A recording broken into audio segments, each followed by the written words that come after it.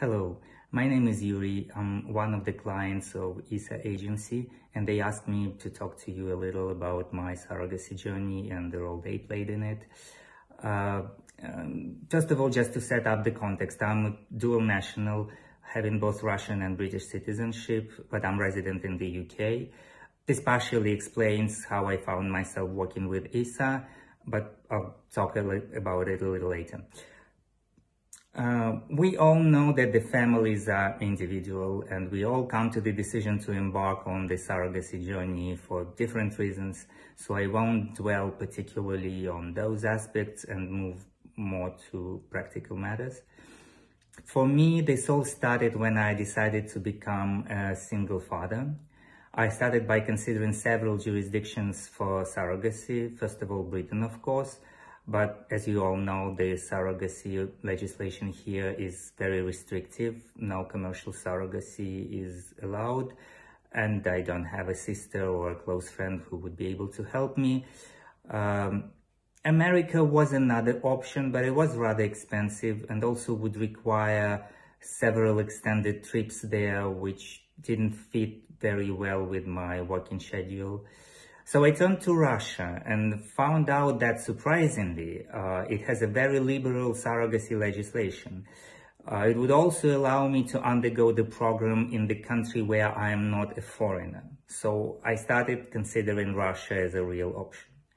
Unfortunately, liberal surrogacy law in Russia doesn't mean liberal family law, which is opposite to what we have in this country. So as a single father-to-be, I had to consider all the aspects of registering a child, first in Russia and then in the UK. That's why my journey started with looking for the legal counselor who can help me with the Russian part of the process. This is how in December 2018, I met people who would eventually found the ISA agency.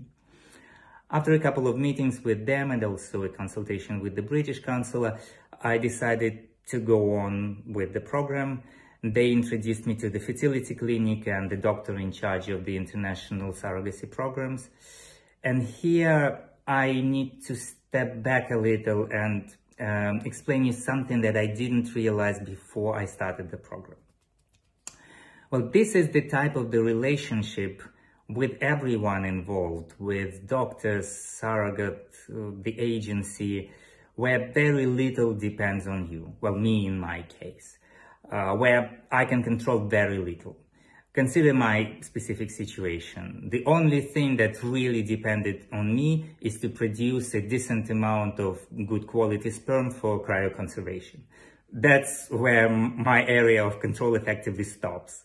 Everything else, finding the egg donor, creating the embryos, finding the surrogate, medical testing, making the transfer, following up on the recommendations, all of this is done by other people. And because of the specific and very sensitive nature of the matter, you cannot control it. You can't make demands or set up procedures. You have to rely on the people you work with.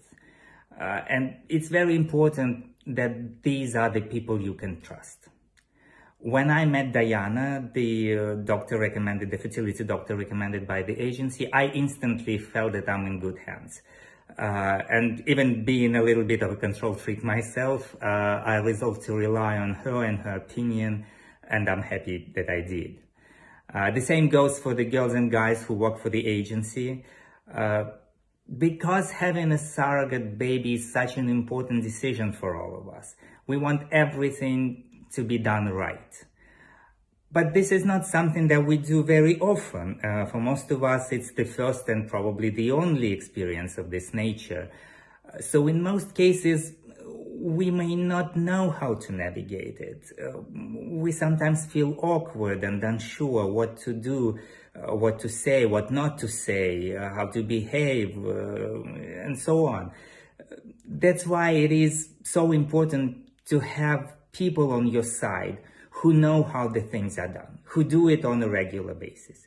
That's why I'm grateful to the agency for helping me to do things I wouldn't know how to do otherwise. I'm now in the middle of my program. Our first transfer was unsuccessful, unfortunately, and the doctor recommended to change the surrogate, so the agency helped me to find a replacement.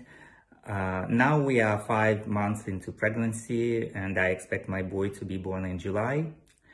That's a little bit about my story. I will be happy if this helps at least somebody of you to make the decision which is right for you.